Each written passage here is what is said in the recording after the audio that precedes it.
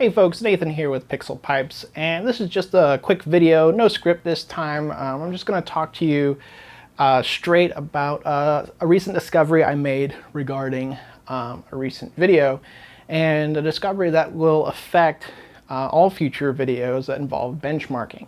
Now, when I do my testing, I use a tool called Fraps in many cases.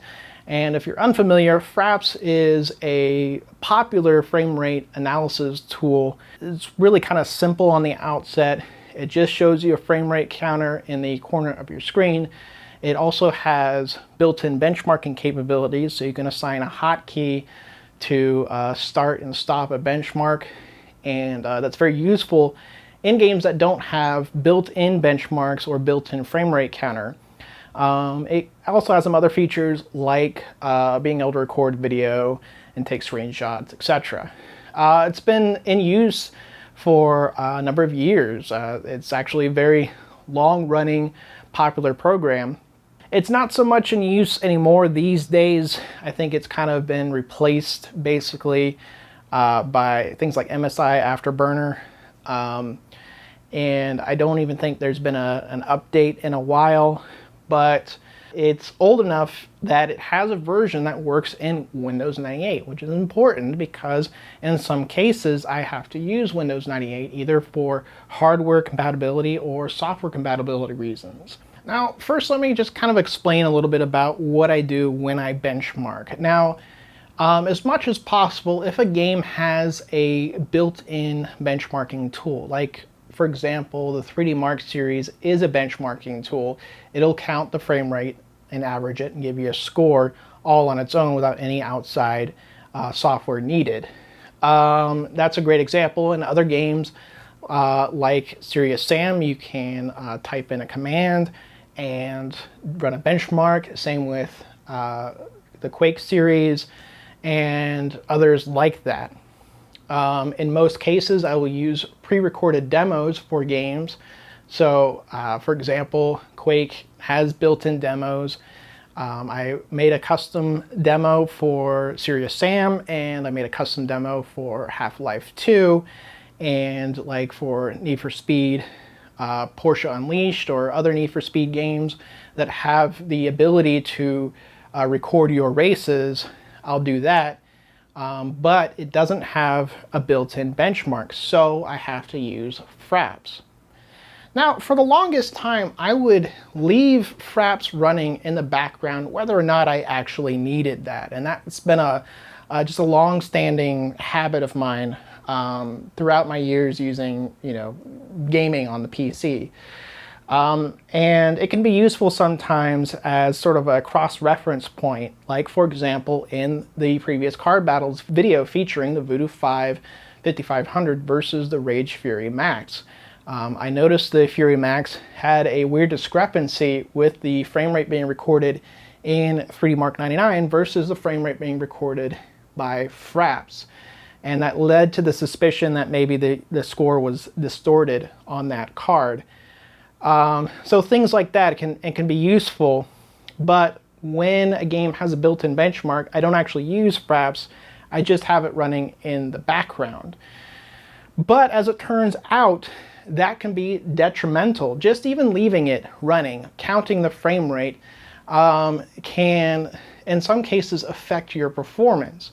Now, I'm not talking about CPU limited scenarios necessarily. I have a very fast processor in my 98 system. As you are aware, I like to use fast processors in my test rigs. It's not necessarily a performance issue from that standpoint. However, there can be performance hits related to rendering, and there could be other causes as well. I don't know what the actual reason is, but for some reason, the frame rate that I was getting, in particular on the Voodoo 5 5500, was in some cases significantly lowered just by having Fraps running. Now again, in some cases I have to use Fraps in games that don't have built-in benchmarks. In the previous video, that was true for Slave Zero, for Need for Speed Porsche Unleashed, as I mentioned, as well as Star Wars Episode 1 Racer. But in cases where I didn't need Fraps, I was able to show a huge increase in performance in some of the tests, and this was discovered by accident pretty much. I had an issue with my 98 system where it stopped working. I had to do a bunch of troubleshooting, which eventually led to wiping the hard drive, and I just simply neglected to have Fraps boot up with the system. It wasn't running in the background, and then I redid some of my tests just to confirm that everything is performing the way it should. And then I got back these dramatically higher results in some cases with the Voodoo 5, and I'm like, what's going on? So after doing some more troubleshooting, it was Fraps. I turned on Fraps, just leave the counter running, and the frame rate was lowered. And there were actually some comments in that Card Battles video saying that the scores in some cases should be higher on the Voodoo 5 5500. And at the time, not knowing the cause, I couldn't really verify those claims for or against. I just had the numbers that I had. Those were the results that I got, and that's what I went with. And I think it's important at this point to kind of address something that kind of centers around this entire idea of benchmarking, and especially putting videos out there on YouTube about benchmarks. Benchmarking is more or less an attempt to have a scientific approach to assessing performance of hardware, be it CPUs, RAM, graphics cards, hard drives, solid state disks, whatever. As much as science tries to be objective, it is still open to mistakes. It is still possible to make mistakes. And that is not non-scientific, that's actually a part of science. It is discovering those mistakes and learning from them, rectifying them, retesting, and improving your accuracy in the future. But there's also a tendency, especially in like the PC gaming community and on YouTube, that if someone makes a mistake, someone prominent on YouTube makes a mistake, they're automatically a total non-expert in the eyes of some, an amateur. They don't know what they're talking about. They're careless, they're reckless.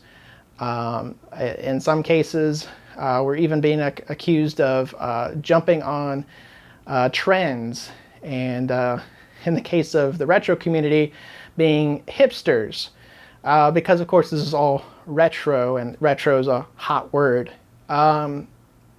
Let me tell you, first of all, I've been involved with PC gaming for decades now. I'm not some young kid. I'm in my 30s. I've been doing this for at least 20 years, and seriously testing and benchmarking, off and on for 15 of those years, at least. When you make a mistake in testing, or when you're just learning about hardware, especially hardware that you didn't have back in the day. Not a lot of people had a Rage Fury Max or a Voodoo 5. Not everybody knows all the ins and outs, all the little details. As much as there is online that you can read and you can learn from, it's not going to tell you everything when it comes to actually testing the hardware and what your configuration is going to do, what your set of software is going to do. That doesn't make me or anyone else less of a retro enthusiast, or less of a expert, if you want to call us that. It just makes us human. I'm going to fully admit when I make mistakes. That is the purpose of this video. I didn't want to have to make this video, but I want to stand by the accuracy of my results, and if I do make a mistake, I want to own up to it, to you guys, and I want to clear the air and rectify it. So let's try to be more supportive of each other. I mean, that would be great in the scheme of things in the world in general, and I know it's difficult. It's really not about the mistakes you make. It's really about how you react to them, what you do as a result, how you try to change, and that really defines the person, in my view. But hopefully this video, it satisfies most of you out there, and except of course the angriest and maybe the craziest out there who just will never be satisfied by anything us YouTubers do. So what did this discovery affect exactly? Well, it didn't affect everything. So I've retested everything. I retested the Voodoo 5 in both single and dual chip mode, and the same with the Fury MAXX, and all the benchmarks. Basically redid that entire testing suite. And what I discovered is that, generally speaking, it does not affect anything with OpenGL. So all the OpenGL results are still good. And generally speaking, it actually did not affect the Fury MAXX. And even in only the Direct 3D titles and only the Voodoo 5, it only seemed to generally significantly affect dual chip mode, with maybe some minor changes in single chip mode in 1 or 2 places. So with that being said, I'm going to now give you the new results for my new tests with this discovery, and it changes some things for sure, as you'll see.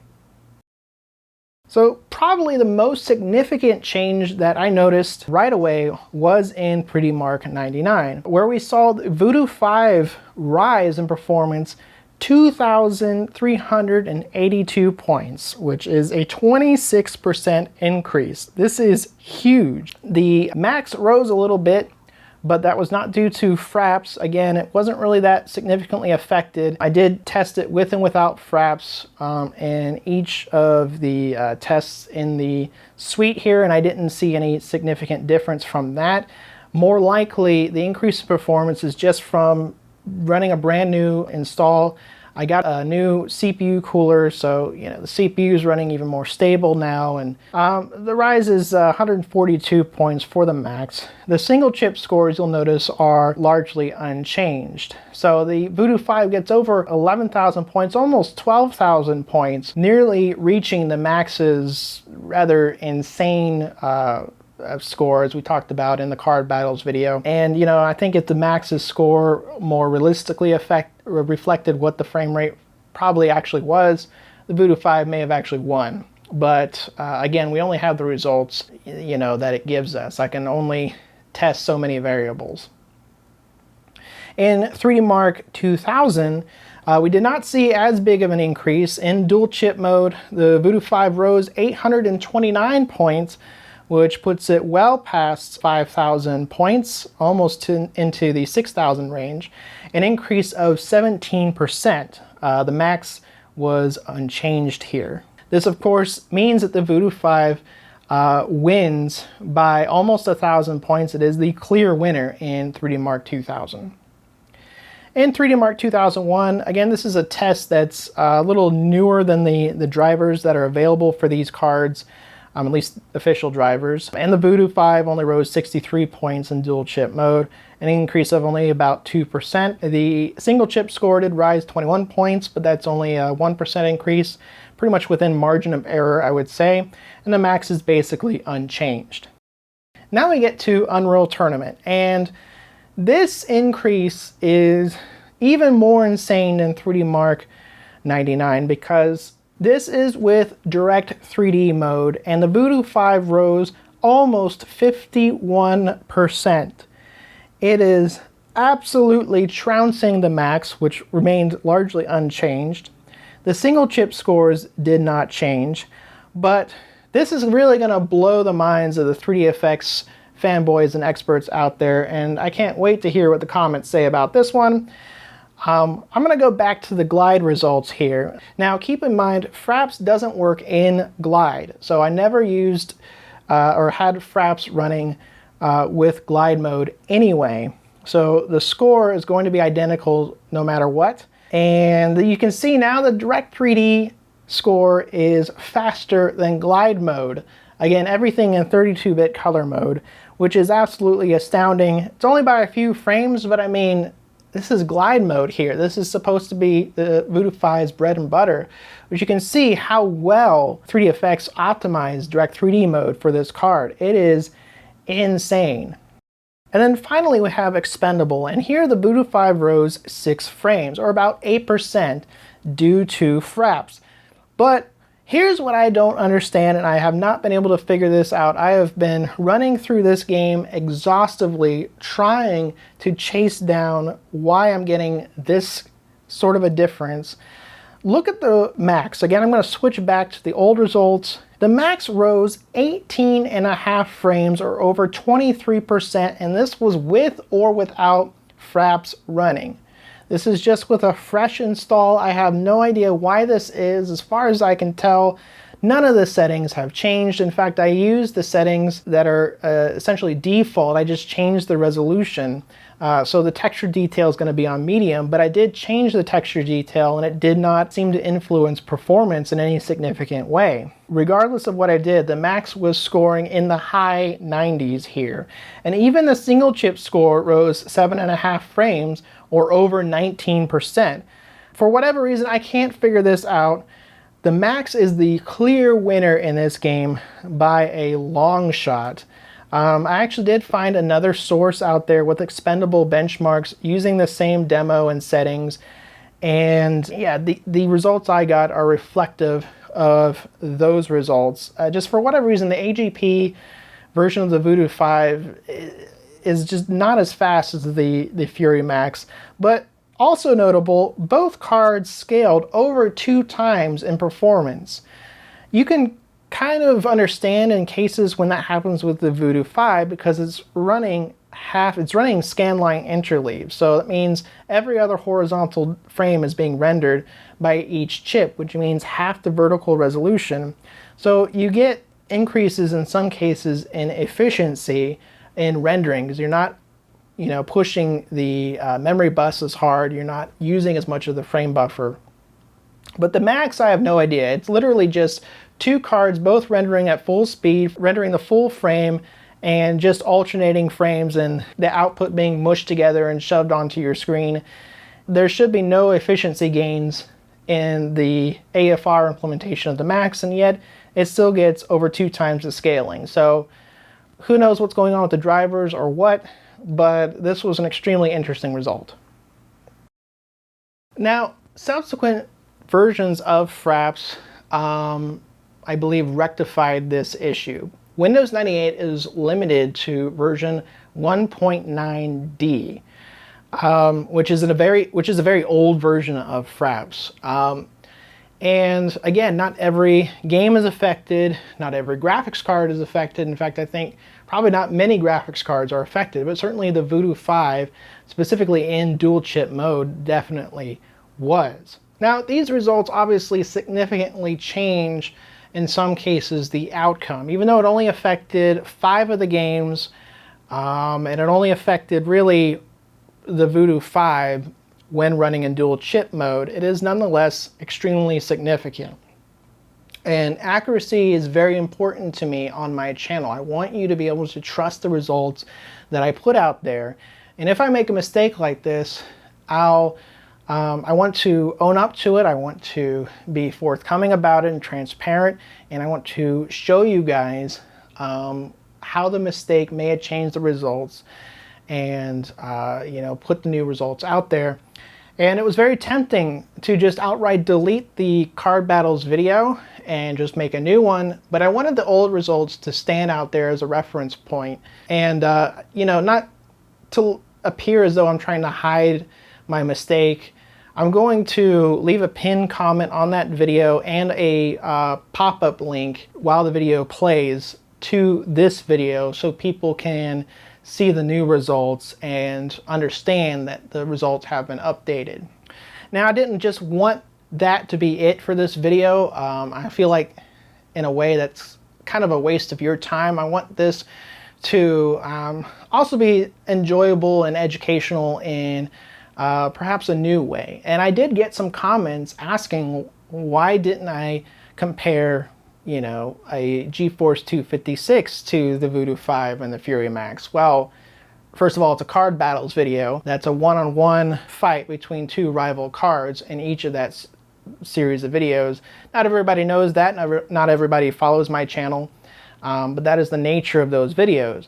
Now, that being said, this is an opportunity now to go back and add in some more cards, and that's exactly what I did. So I reran the tests with a whole new batch of cards. We've got the GeForce 256 32 megs, the original GeForce. And we also have the later DDR revision, also 32 megs. And I threw in the Radeon DDR 32 MB, which is not the fastest model. That would be the 64 meg version. This one runs at 166 megahertz core and memory. This 64 meg one runs at 183 megahertz core and memory. But that card was made for the GeForce 2 GTS, and I do have a card battles video out there already showing the Radeon DDR 64 meg against the GeForce 2 GTS if you want to see that. But for this video I used a lower spec one because it's more in line with the other sort of older cards. And just to see what happens, just to see where the performance stacks up. Now for this portion, I'm going to go back to the more traditional way of doing it, where I have everything scripted out. So I'm going to assume my script reading voice, and yeah, let's go ahead and take a look at the results. I hope you enjoy. Now with the new scores included, you can see in 3D Mark 99 that the Fury MAXX still sits comfortably ahead, but remember, that score was highly suspicious in the first place. The more believable scores from the other cards show the Voodoo 5 ahead of the rest, being rivaled only by the GeForce DDR. The Radeon DDR 32MB scores rather poorly here, but that's the best I could get out of it after trying multiple drivers. 3D Mark 2000 has a tighter lineup of scores, and now the Voodoo 5 is the outright winner by a few hundred points. This test runs in 32-bit color mode, which hurts the GeForce cards compared to 16-bit mode far greater than the Radeon, allowing the Radeon to edge ahead of them. And in the 2001 edition, the Radeon pulls ahead even further to take the overall lead, while the dual-chip cards suffer a bit without proper driver optimizations available to them. I added Quake 2 to the bunch for a little more perspective on an older workload, and again at 32-bit mode the Radeon crushes it next to the GeForce cards. The Voodoo 5 and the Fury MAXX don't suffer as much and both manage over 100 frames per second, with the MAXX getting a slight upper hand. Interestingly, I didn't notice any juddering issues in this game on the MAXX as seen in Quake 2's sequel. Speaking of which, in Quake 3, man, the Radeon is killing it. I admit this card would have been competing with the GeForce 2 series rather than the original GeForce, so its lead isn't as impressive with that in mind, but well, whatever, I'm still impressed. Again, this is not the fastest clocked version of the original Radeon, that would have been the 64 meg version. As for the other cards, the GeForce DDR and Voodoo 5 are neck and neck. This test, like other OpenGL tests, was not affected by the Fraps issue, so this is the same result the Voodoo 5 got before. In UT, the GeForce DDR and Radeon DDR duke it out for first place, with the Radeon getting about 8 frames better. The Voodoo 5 isn't far behind, however, showing very impressive results once again. Star Wars Episode 1 Racer is up for another round, and this game is one where I'm forced to use Fraps in order to read the frame rate and use it as a benchmark.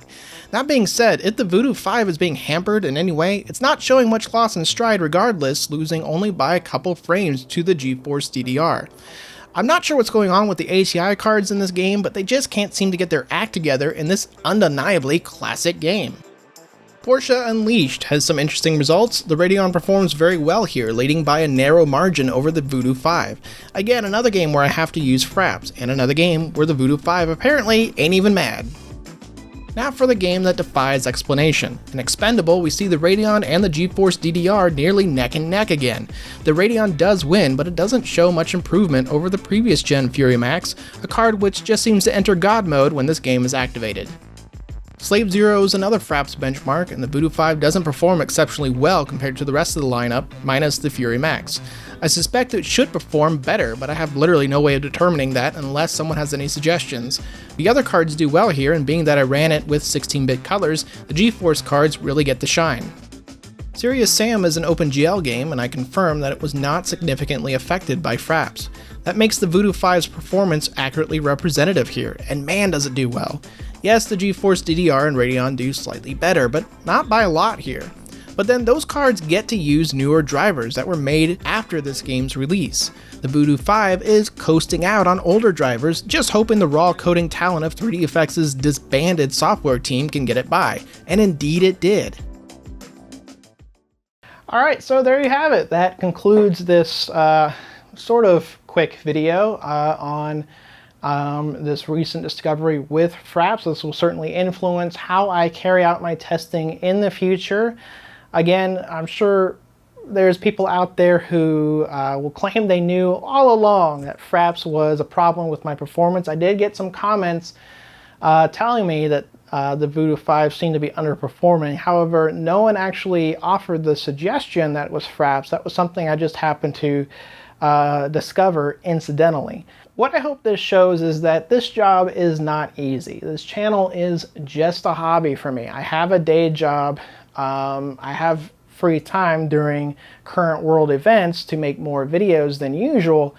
But you know, once things get back to normal, it will be back to just being a hobby channel and putting out videos once in a while.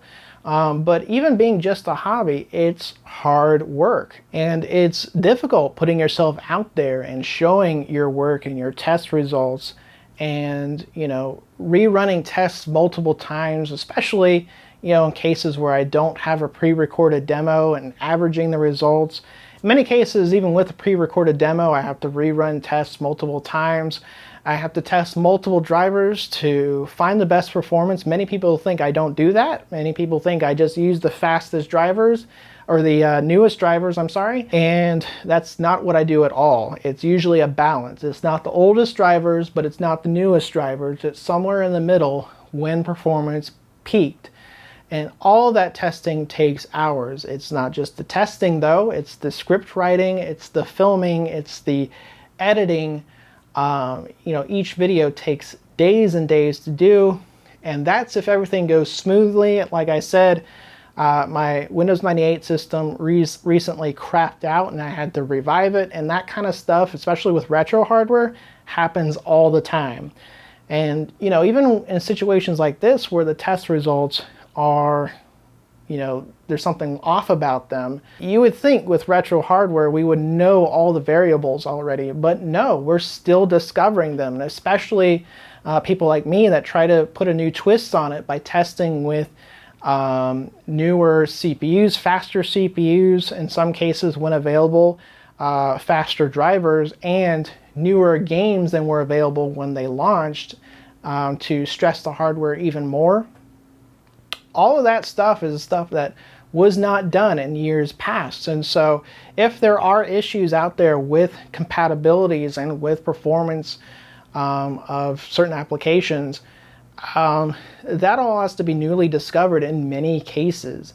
Obviously not always. And you know, we're doing our best. We're doing as much research as we can and as much due diligence. It was because of due diligence that I found this issue out in the first place. But that being said, I also want to thank you guys for keeping us on task and you know, demanding the best and demanding accurate results, as you should, as I would expect of myself and if I were a viewer of a channel like this one.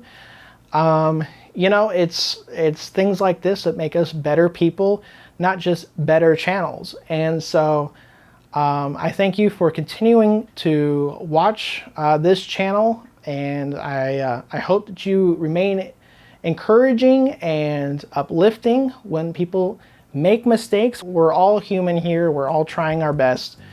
So I thank you for your patience, and I thank you for bearing with us, and I hope you enjoy what I have yet to come, because it's going to get more back to the lighter side of things, back to more exciting content, testing cards I haven't already tested, and you know, again, with more knowledge going forward in the future to hopefully get even more accurate results. So as always, thanks for watching. I'm Nathan, and this has been PixelPipes.